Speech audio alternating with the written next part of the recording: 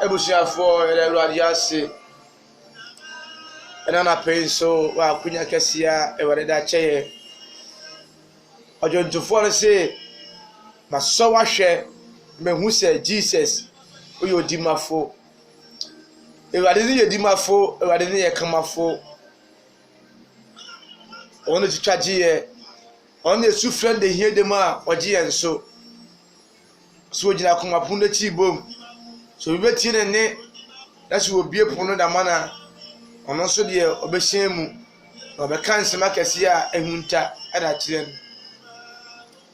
se Ewurade yedimafo dia ena na pay ebehyen ne monyam oh na me hunu se Jesus oyo odimafo kese ebusuafo abrabona yebo no se Ewurade enimu a bibie nu ebetuma possible nti se mete se obi se Ewurade ni ho na nipa free ase nipa umpo ho o se Ewurade ni ho na bi se hwan na de oba wi asuwe mu ehemfa na wachi free buy o maame hwan na de ne ba wi ase o fa hwan na de ne ba wi ase nti unya sure se Ewurade ya se obeti se wo fa bi e ba wi asuwe mu dia ene hunu se Ewurade ya baba ti ne din se Ewurade bu baby no gidi because ye nyina nim se bosom bosom eye adwuma ye nyina nim se konfo wi asuwe mu konfo eye adwuma malam malam eye adwuma ye hu obi a signs and wonders but Ewurade so dia they say Ewurade bia di baby a they say honhom de ya gidi se honhom bone wo wi ase but ya nyini se honhom papa wo wi ase eno so nchenye Ewurade ya nyindi se Ewurade wo ho no eno nkyere se Ewurade so eni wampa Ewurade wo ho na ansere be hunu no na too late ntu kan Job ana Sam no say odwantwie na se na kuma mu se Ewurade bi eni baby na de anti a okasa ne se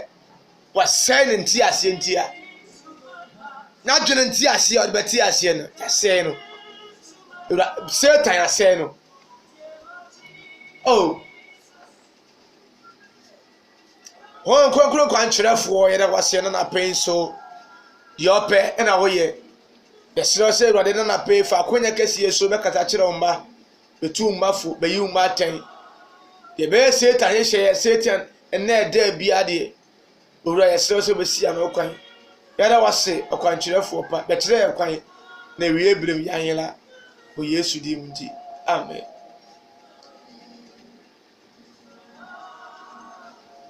ebusiafo Ewurade hira obibia na pay etiefu a mo hwe me ewo My Vision TV GH ewo YouTube any Facebook message se o hwa ba subscribe no share ma foforo na se de kosia na pa bia na Ewurade na me so eka bi kire no on kan kire nko ha o ka bia kire me no aka bia kire ti asam de ye ba obi ayi de efiri na pe sem kakra ye ba besua o kiresem ene se ya tudi se boshe promise na sa boshe we ana se promise e ya di e mu odu yi because minomienu so bi se e bo a ye ovem ye ogidiye ye nipa meka kire an se ya fa mpa ebonta na chi na se saade we awa ka kire se bemu a obeye e da shi woni munyam na sade nipa bia wo boshe a otumi de she obi se onfure ni ntono so no nso se saade no ne nsa kape ono nso be sa boshe na wa hye no era man sa pepe so Ewurade so tie Ewurade wo boshe bebiri a obo a chese woda hye nipa wa hye nipa bo bebiri na ye de to Ewurade boshe en nipa boshe ho a se obaji nipa boshe didi ye ka je Ewurade boshe di because nipa batumi ahye oboshe ebia wo wie school a beto laptop ama sa na eki sa na ye nada ebi aminu aketewa no me hu se wo mpa adusua o pa grudie na me am so hu se wo wadwum nnoi because tie mo wuram hwew se de be ya betu awie ss no na wo so sebi jimia na wo so jimi e wo school mu no se ya mfa apobi antu utirima a o ma ye ka because they be our friend na wo chop money asa say ebia kan na tia school fees no ya sha ye ka be ye ka didi be ne se me nua keto no wa me ka kire o se o de bomade na suade na se o suade na se o twa beto laptop ama o pe phone kura beto ama o de o pe bia o ka ma ya ama o so nya ma adwene mpo se sa de me ka no me ya ama no me dada but also be fan tough match to be yene ho o sora ho mache na o suade o na fo no kwa na o so die kire bi na so na nka ba nka sa nkire wa ka wonye te be ka sa ne mo na nyina kire o wie no me hu an sa fo start suade o ho ana wa fa book o na fo no kwa na wa akọ eso na enti sa afie ba ya pe no pass no sa no bisa me se bra ana wafa sa ka ti mi twa obato laptop obato laptop ama me ya hona me suba yi metrimu adwene ana metrimu po a kire o se ma anka sa nkire wa sa ka unsua de me kan se de be ya obesua de me ye ka enye ka na obe pass nti wo twa ye de urade ase bo mpa ye melepemu no asan hye ne bobiyo nipa bo hye no ti asem ni yo nipa bo hye no suade sa de be ya obra ana o sister o ofa o want o America no say wo pass ya ba be fo akọ enso na menti bi da me de sa po we atu otirim sa de be ya be convince no be suade ye nipa fam ye de boa ye ho sa de be ya akwa ne daachi akwa ne future ensei ya dada de nanso ebesiri ye e wo da disu but Yankopon bo se de sister abrantie ma me papa Yankopon ense bo ama bo se no onfan dada ye da se de nipa bo se tie no ti asem ni ye di Yankopon kan ye bia na se Christ e kan ye bia no ni nyina ye adwuma o de pa go through the Bible ko Bible ni mu bo se bia na dwale se ye bia no se nyambe ma ni nyina ebem ene te wi asensen o se to se de urade ka to nyina ni nyina bem ansa na urade ma ya tosumienu no aba te se why wa dwele se promise bi na se nkom se bia prophecy bi o da Bible ni mu no se enfa fele ya hunu se enu nti na Yesu emae etwa se sa de ma nyina bem ansa na Christ asanso aba ati e ba de Christ bo hye ni mu a bo hye ni bi ene de yanko Old Testament Ewurade ka se obesuma obi amana ba beyi Israel fu afiri won boni mu na nam ne so ama nkwaje nya ba ye wi ase de ya yenhwe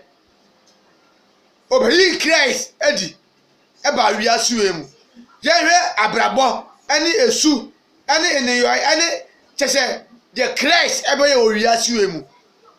besinde yanam Christ so a yenye eja ne ho bosha ye kwa ne nchen to say me ni akwan no kure ene nkwa obi nko eja ne nchen ana obi mma eja ne nchen cheso na me Christ eso bosha bi a be fulfill ye anu no be pai kwan to o mai di say Isaiah e hye nkom bi na hye be mu dia Ewurade na hye because Isaiah and nepe ebo le trim e hye nkom a nke be feli but now it's the Spirit of God and now Ezekiel Jeremiah Isaiah Obadiah na ahumusu e ka ye nti ne be mu no di asem ne de ye beka na nso e bia afiri a eba no ho na tumi no nti Paul say enya asem nko ene ye ka na emum tumi mu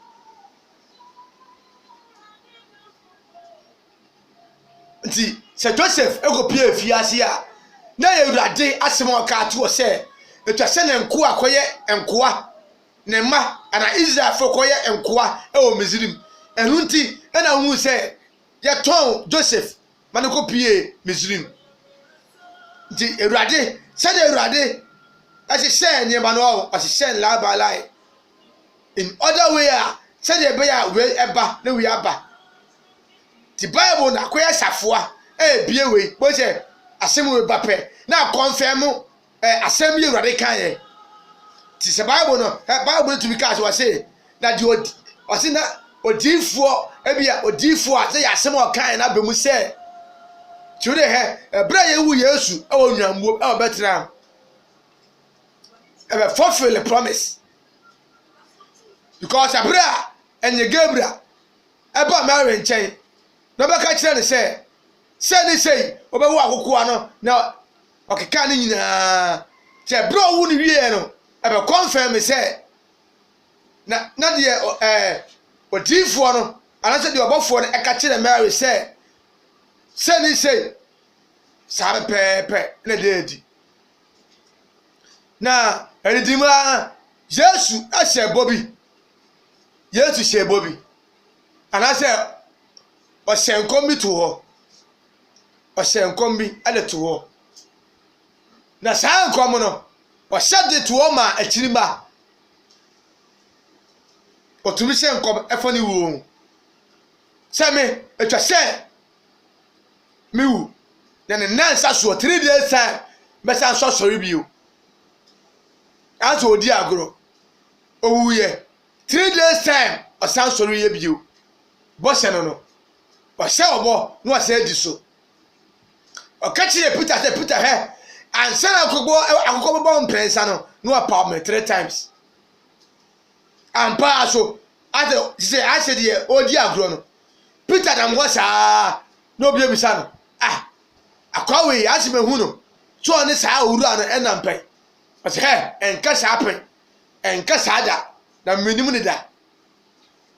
na fulfill the Christ ekan na fulfill te mesel se Ewurade se obo a na mujidie for akomadi atire sire ni pobe se obo because ni pobe se obo a ni pobe to be ewu nipa ebetu bi ewu se Ewurade kade ya Ewurade omu oti ase enti da bia no penne se wo brother sope won se be kade Ewurade aka no ti Yesu ase ne maya to sumie no mo se me ko Peter Bartholomew Yohani mi nyamu nyanka ne mo mesum tiginaafo ne onkonkono ampa onkonkono so belande ye onkonkono so aba o nyini ni nkyira se onkonkono bia ne bebia onkonkono ye adwuma nti ye bresui enya bofosom bio ye bresui nya bofosom se de kane no na tie ye bresui eya onkonkono so ti Yesu abofo abeye omosom awie ebra de ya bofosom no ebra bia ne yankopon som abofo ba osoma Gabriel no aba ye nche no beka ta kire to ba Mary nche beka ta kire no but that sisie no unhu bio so abofo aba no abofo ne kire se awia no abegina wo dem no kasa se de no kasa kire Mary ene Mary Magdalene wa bro ngo hwe Yesu no ewe da no so no sa bia nsi bio onte se ne bi tie ofira osoro se we ni me doba we se me ba dabi sisi ya no Christ asoaba ono so ba ne de yewie but aso ka ye ho enne ochina ebrain ni ade kosi wi ase wieye but abra okọ no do suma na ngasa se omra ma hwe akire ne ho nkonkoro to ase me ko me nya munyanka masuma otigina afofofura masuma otigina afofofu ewum dimu no ba memedie ni be fa e be kire kirem Christ na ngasa so aka ye ho be se nipa e ga so ka ho e go ti wi ase wi ya oboa obewu agya ho na wan hwa enu bi na sa enu bi na ekosie nipa na ni Yesusu bi se ma mo de mi gya hwan ye papa o de mi gya hwan ye because we deal wiamo o ka se o wie school do betu kwan o do be kwa brochire ono na ekose fom ono ena ne bo se ni na ekose fom ti afi hwan na do betu kwan bete bade se obodi a enfeli ti bade se bo se wiase ni ko wie ya enkura so de meba ampa aba ekome ba miamia atate wo su besi miamia ne nyina ye bo se bia e wade shato ho se enkom hye na ne nyina astati a ebem ne nyina fofele temeselaw e mo bi na da o se bia Yesu eni bebia e mo bi entu aso se Yesu ma ye to sumienu no enya ne kore o de pa so pesa o Jewrade edi yi a o de start from Genesis ebe sie bia Jude and Revelation na he promise biara e wade sheye na count ahodu a abem die embe mu no eno ntina wiase enkowie no eno ntina Yesu embae no because ambem na si Yesu ba e baka so otorofo she ababawa adana abrantie na chiwo she ababiase na o start ya o keka nsema kase bi gu waso no uji di ya na se wanye ni na uji di ya no di Ewurade so kan na wo to waje adi o ka chi o se wo fa oko ya anka ko a koko ofuo be 30 acres 30 posts waje adi o wa befu be 100 posts waje adi 90 acres waje adi nti o se open na odada no waje adi woni agye no because se no ofani wa obedi ade hwe o de saa dwene tantan we atotrim waje adi watwe ma no o to nyinsem wie no ase nyinse na nyame dia ogya hoko nyinse no ase nyame dia because tan wanam no wo na wo boys ahodo nti nyame dia kwana kwa hwede onyinse na foma no mi we no on ne dada wa onyinse bia na ono obi nada ayawo ono ena ya osa on e break you virgin no se onyinse but o se enya wo enya ono a mi wa no nso ni mi so on e break you obesu akoka soro o se enya ono a o disappoint wa dada ti wa ha eno na ya atole bia ma ne se ena ye se po de menyi be ma bia ne bio oboa obi dada no nti onye experience sana na adwe ye no nti anyi ni pa bo che ni o anyi ni pa ni ti Bible say anyi oyiri ni anyi onua ni anyi obi ani na lipo fiefo ebe ne tanfo because see etumi ada Joseph hwe obi aso Joseph amanaba ni nyaro nchai na ni nyane mudi komoni oni ni nyane mudi komoni na saa ne ya dada ne ye yi na so afiri tese adwenmone kwan so Joseph hu ya nti o sha menem so man ka kire nse Joseph hwe ene o last ye betu a sha menem ya kan kire no de hu ya nse ya ti no ye de nesi amenem obi twam ene ya ton de ne ma no so na omu ye niafo ni susu gini podi ya nipa ta hu asia ena ba se ye ton a o ma ne betom e beton Yesu ebre bo ate ye ton Yesu he nipa 12 adi Yesu ati emu ba ko ton Yesu ti Yesu se he enya me na mi mudumienu na so mu ba ko ho a o ye bonsam badi Yesu ati na so no nipa ti sesa so su gini podi yo aprantie na wa start a o kan sema kese akirawo no enye no kuro o dada o de ka sem bia akiramo a ne ma fiti pre ko pere ma gie di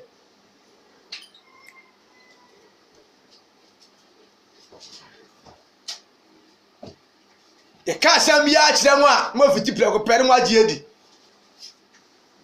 asem o ka no unhwe mu hwe se na kura na se nya no kura ebi enya no kura ebi so no kura na bema aba be so ba pe na ba start wate a ɔde saa nsɛm akɛse ne mɛba no ɔbaa no hwɛ no yie ɔbaa koro no hwɛ saa bɛma no yie ɛna mo wɔfa na mɛbrɛ a me papa okɔ edum abronsan na edum wosi abronsan bɛyɛ tere wɔ hɔ hunu sɛ yɛ trick key because obɛsɛ obi pɛ obɛsɛ ɔware no nsɛm wɔ esu fii miwie school kyɛ school kɛseɛ wɔ Ghana wei ɛma akɔhoma wei ɛnkɔ baabi a ɔmpɛw sɛ esi ɛmɔ hu sɛ generation no ɛma na aba ɛwɔ yɛ ne generation saa pɛpɛpɛ ɛna wɔn pɛ ɛpo yɛ mbapa deɛ na wagye yɛ di ɛpo so ɛnyɛ obi adeɛ ɛpo yɛ wurade deɛ nso yɛ de ato ne tirim dedenden bɛsi nnɛ onim sɛ ɛpo mu mpataa nyinaa ne wɔfa anaasɛ ne bɔɛ no ɛne wɔfa deɛ yɛdaadaa ɛda ne tirim yɛabɔ ne apɔ dedenden n'ani agye cars kyɛ sɛ cars bɛyɛ 30 ne wahyɛ abɔdim yɛ atwatwa gu kyɛ sɛ wokɔ Kumasi a ana Accra yɛwɔ cars bi wɔ yɛatwatwa akyire bi a I see because yɛwɔ car bi wɔ Accra yɛatwatwa akyire I see wobɛhu abi a tipa car no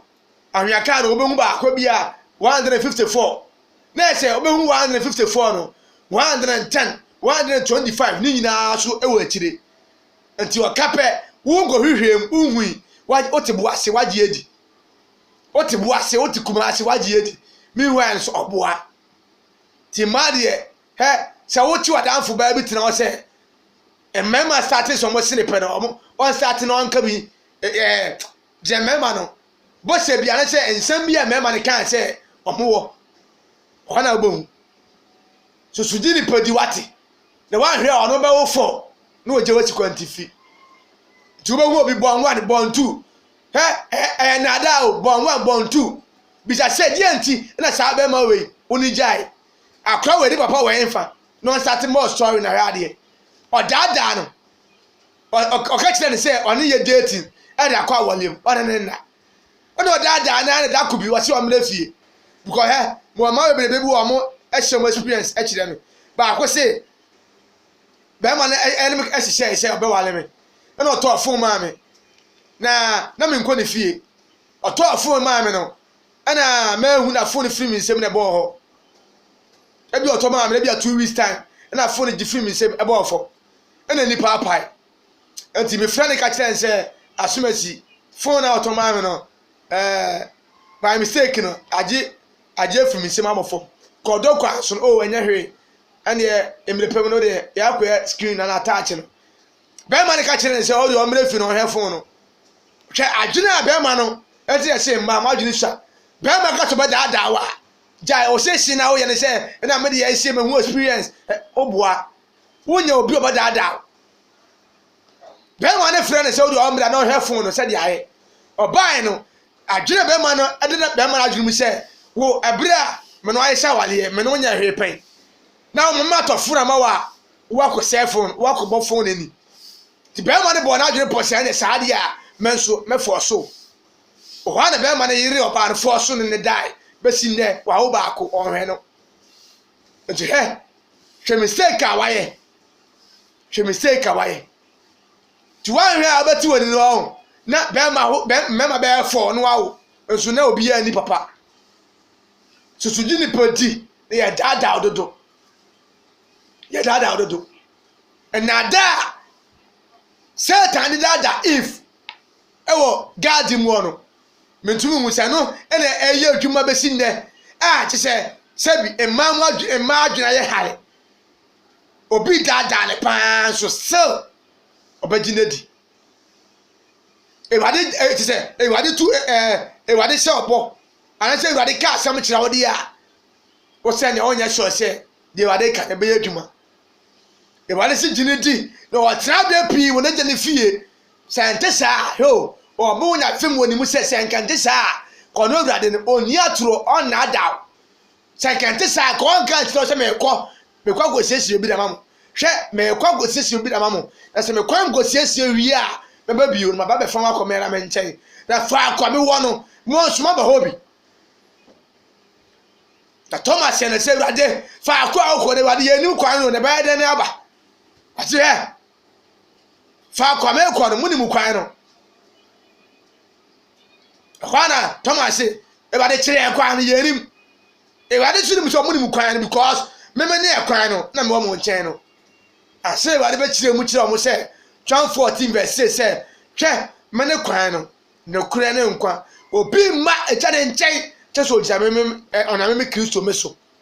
sister so obi a oba rely ɛwɔ ne bɔhyɛ so a rely ɛwɔ the Christ aka kyerɛ Christ ama bɔhyɛ ahodo bebree ɛwɔ Bible no sɛ woyɛ se a wobɛnya kunu woyɛ se a wobɛdi yie woyɛ se a wobɛtu aba ne nkyɛn woyɛ se a wobɛtu nya nkonkono because Awurade mfa ne nyema pa ɛman kraman nti kyɛ sɛ de waka ato wɔ no wodi so principle nti the Lord of principle God of principle de waka ato wɔ no wodi so a de wo akyi wo sabɛka ɛnte last week bi ka sɛ ɛnka sɛ Awurade pɛpɛ sɛ meyɛ sɛ Abraham o ma na ɔba Abraham ɛkɔyɛ na Abraham nam so a ne nsa ka saa deɛ no wɔnya bi na ɔnam so no te mesrɛw